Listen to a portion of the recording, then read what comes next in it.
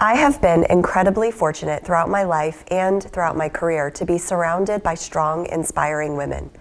Many of them I now have the privilege of calling not just colleagues, but also close friends. One quiet leader who has always stood out to me is my mom, Joanne Ross. She is strong, resilient, and steady in a way that doesn't always seek recognition, but always leaves a really strong impact on people. One of the things I've admired most about her is how she has consistently spoken highly of other women, both publicly and in rooms where she didn't have to.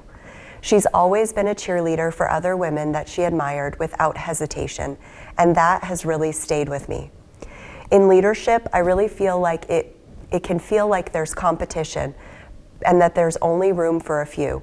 But the truth is, the most meaningful success is never achieved alone. I've always tried to connect and partner with other leaders whom I can learn from and grow with.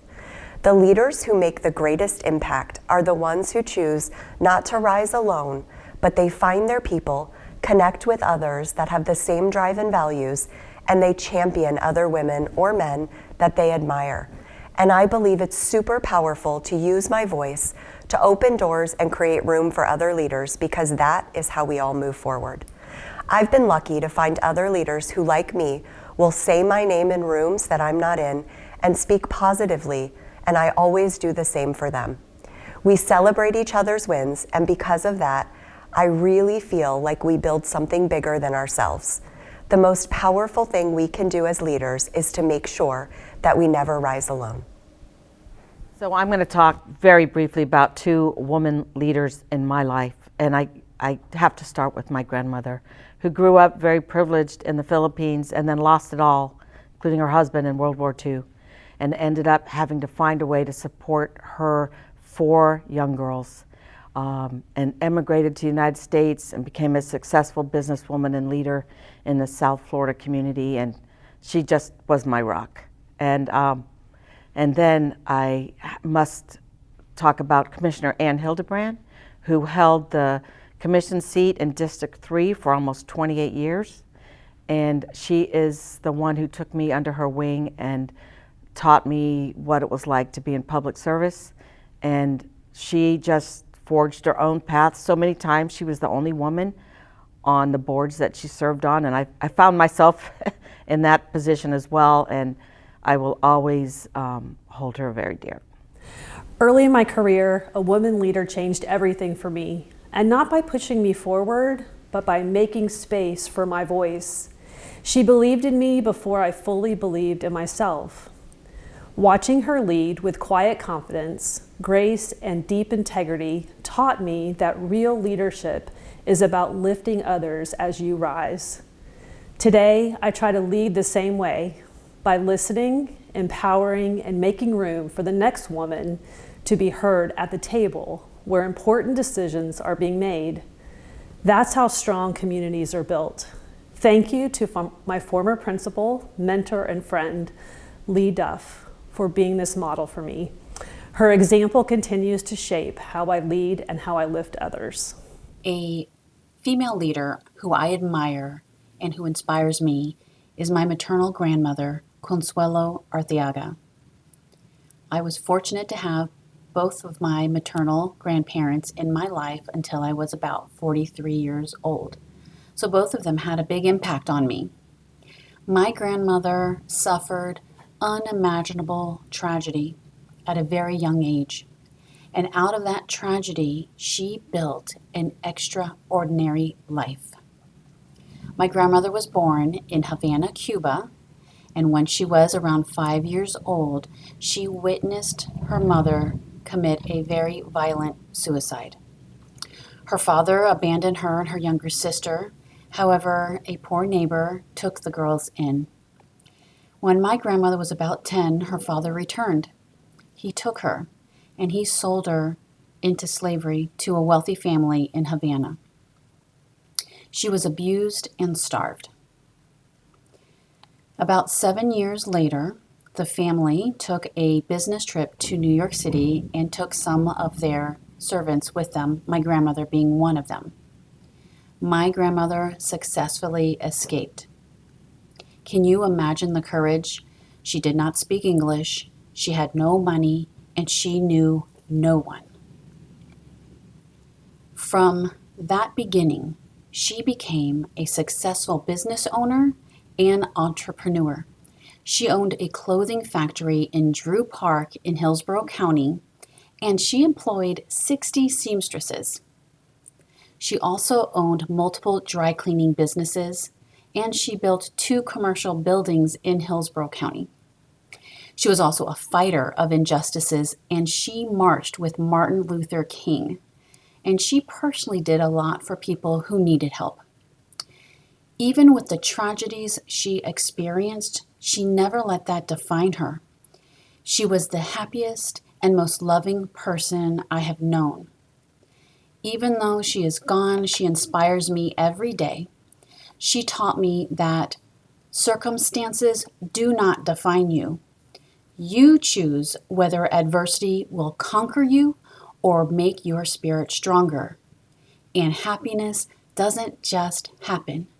You must choose it. Being a leader in our community means supporting the well-being of families. As someone born and raised in Pasco County, this community isn't just where I work, it's home. As a pediatric physician assistant, I have the privilege of caring for families during some of their most stressful and vulnerable moments. Leadership is earning trust and providing reassurance.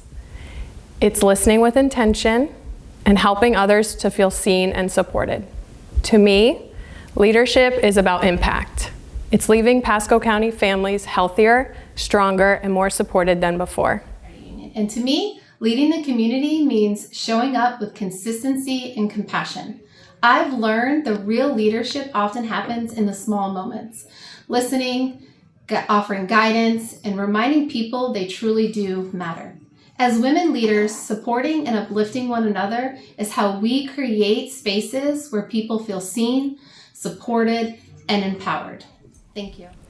To me, leading in your community means stepping up with compassion and empathy for those who need it most, especially our children. Community leadership is about spotting needs and taking initiative to help fill them.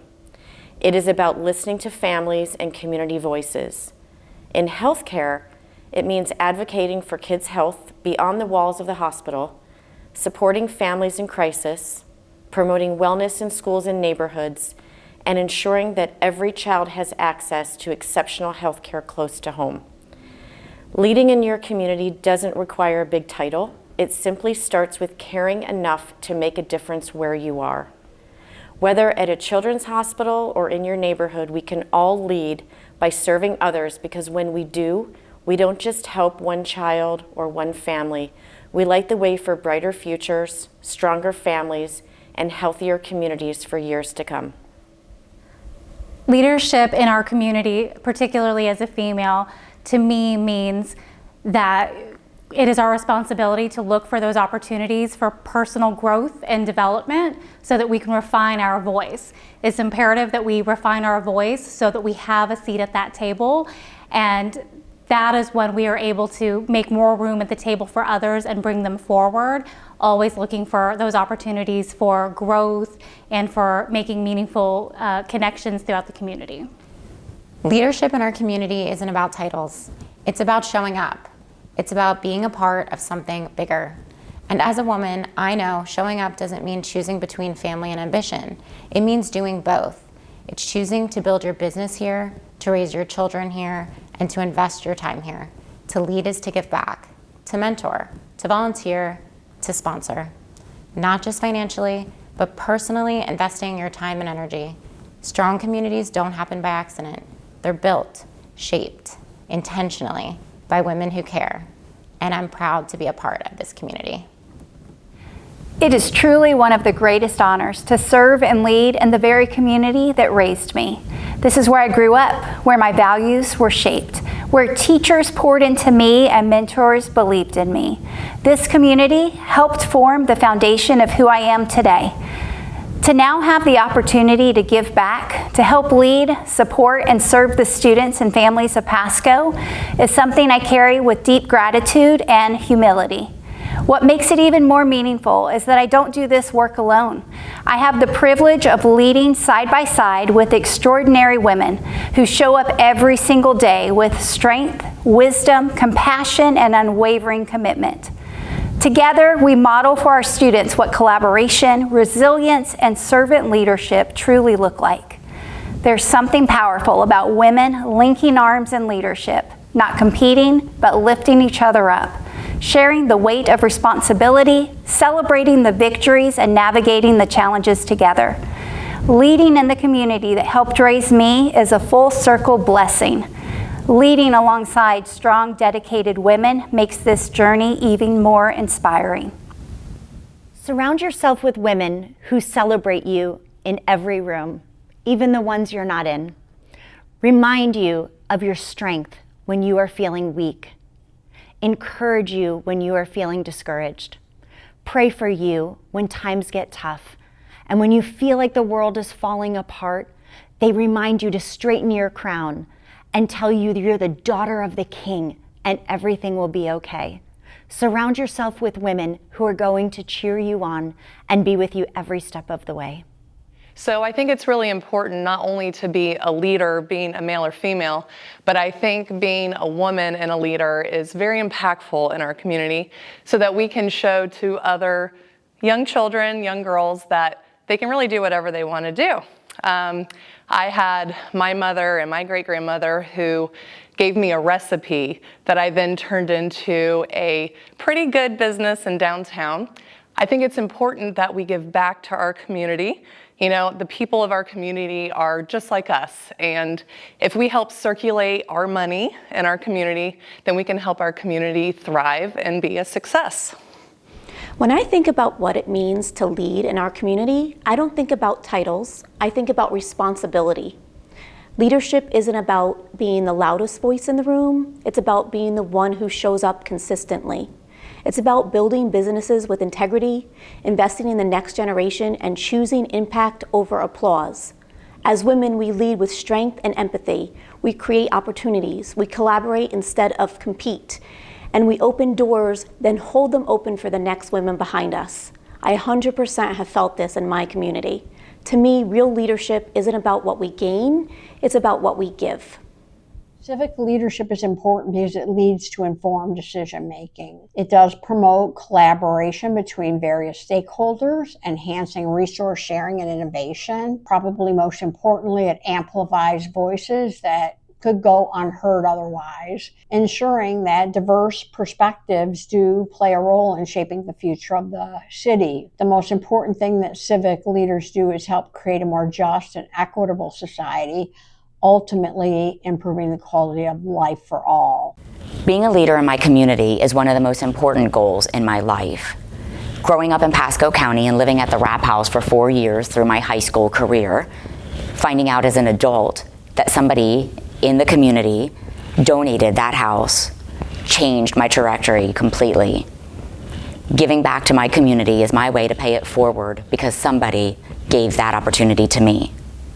Being a leader gives me the opportunity to raise awareness for the most that is needed in our community. Mrs. Pickens, my 4th grade teacher at the St. Sabina Elementary School in Chicago, Illinois. She took myself and 3 other students outside the classroom. I can't remember exactly why, but she pointed at me and she said, "Larnell, you are a natural born leader."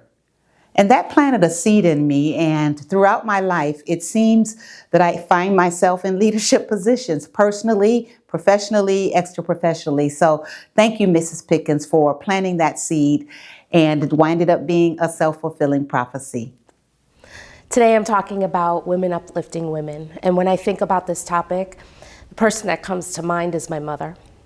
She was a nurse, and she lived her life serving others in a way that inspired me to become part of that healthcare industry.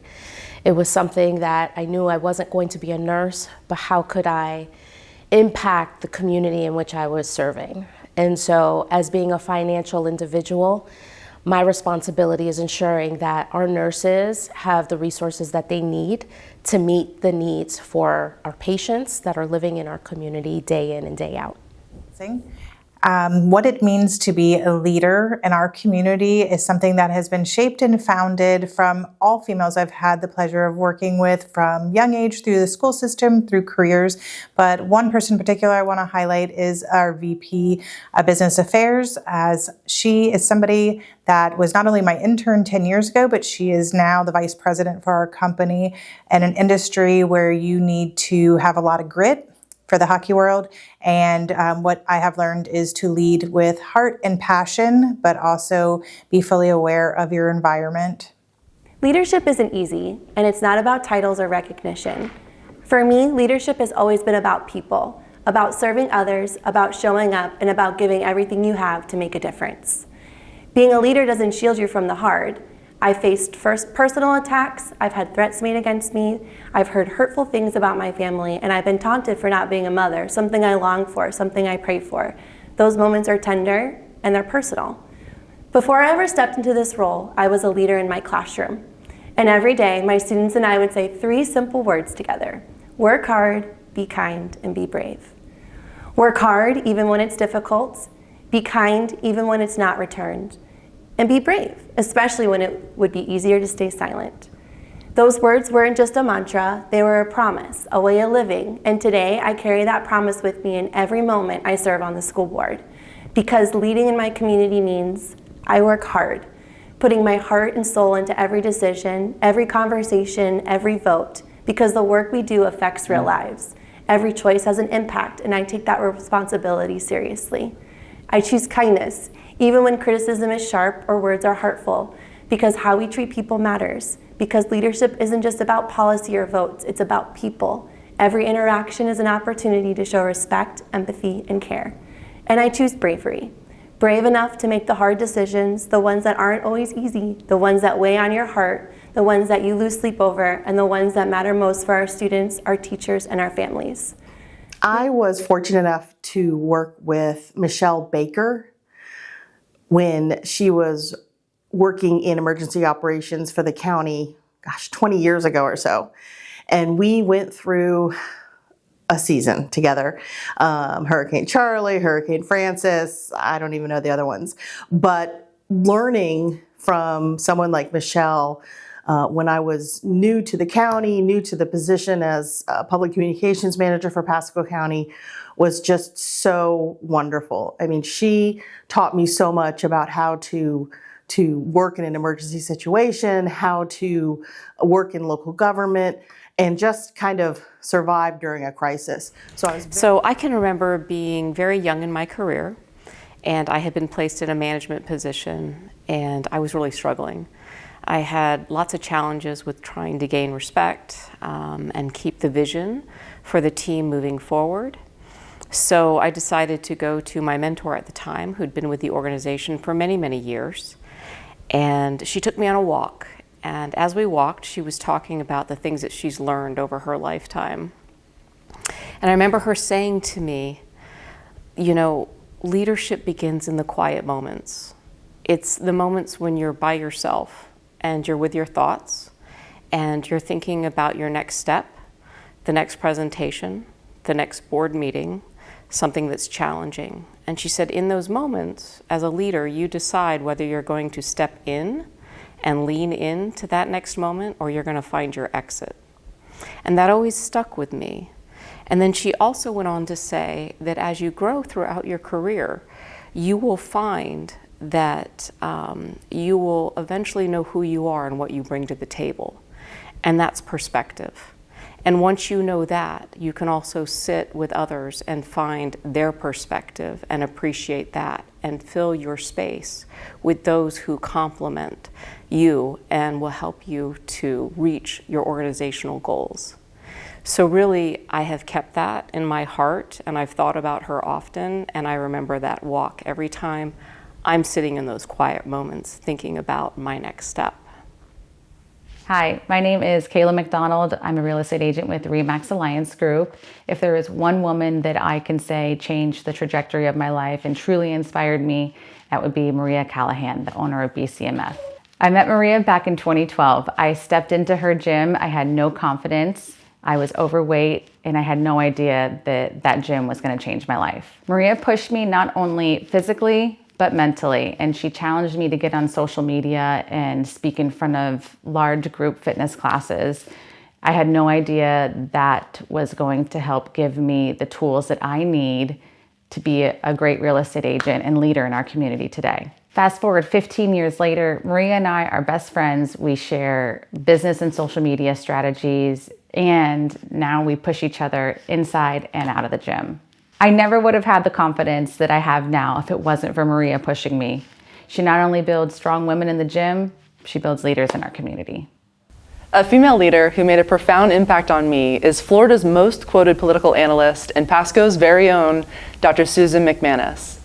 As her graduate teaching assistant at USF, I got to meet incredible leaders in their fields, assist her with classroom lectures, and was invited to join her on redistricting research, which led us to presenting at conferences and even getting published. She shared the credit, she expected excellence, and she never took shortcuts with her work. And she expected the same from me. She didn't just teach the subject matter, she taught me how to carry myself with integrity and confidence. Dr. McManus's example reminds me that when women take the time to lift each other up, they don't just change one life, they alter the landscape for all women.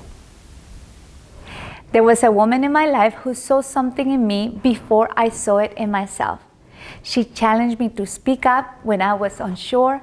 She reminded me that my voice had value, and she modeled what strengths look like, not loud but steady. Because of Brenda's encouragement, I stepped into rooms I once felt unqualified to enter. I found the courage to lead. Her belief became the bridge to my confidence, and today I strive to be that same kind of leader for other women. So my grandmother, when she was 2 years old, her and her two brothers were left in their Brooklyn apartment in New York, and they were orphaned. She grew up without family, and she grew up really without a lineage, without role models, without a mother to nurture her. And by the time she was in her young 20s, she was a single mother with 4 kids. She didn't have many resources. She didn't have a driver's license or a job. And one day, something moved in her that said, enough is enough. And even though she didn't feel experienced, she stepped onto a public bus and she rode it from stop to stop. And she walked into a newly formed nonprofit's office. It was Prison Families Anonymous. And she became fundamental in the founding of a nonprofit that supported the families of incarcerated individuals in New York at that time. And my Nana was filled with a sense of purpose, and she was really guided by justice and making sure that everyone had a fair shot at life and love. And that has impacted me so tremendously, because from her came a family of over 50. She was the matriarch, she still is. And she not only taught us to be tenacious, to take bold action, but she taught us what a heart full of love and sacrifice can do, how you can take your life, maybe without many resources, and make a statement and make a difference. I'm often told that I'm a natural leader, and while that may be true, it's not because I was born with these qualities, it's because I grew up watching it every single day. In my home, leadership wasn't labeled or defined, it was simply lived. As a child, I watched a woman build and run her own business and succeed in an industry where few women did. And somehow, she still found time to give back to her community. She didn't just run a business, she created space for others, teaching and uplifting people along the way. All while doing this, she never missed what mattered most for her family. She was present for both the everyday moments and the milestones. At the dinner table, conversations centered around the children, what we were learning and how others were shaping our lives. But looking back, it is clear that she was the foundation, the example, the one quietly showing us what leadership truly looks like. We often expressed our appreciation and gratitude for her, but we never fully put into words how deeply she was shaping us into the women leaders we would become. Because of her, I learned that leadership doesn't begin in the workplace, it begins at home. It looks like humility, it looks like consistency, it looks like leading by example and lifting others up simply by being who you are. Today, as an OBGYN in my community, I carry that with me. I lead by helping women stay healthy so that they too can continue to be the often unseen heroes in their homes and communities, so that they may continue to lead. And if you're still wondering who that woman is, the one who shaped how I lead, how I serve, and how I show up every day, it is my mother.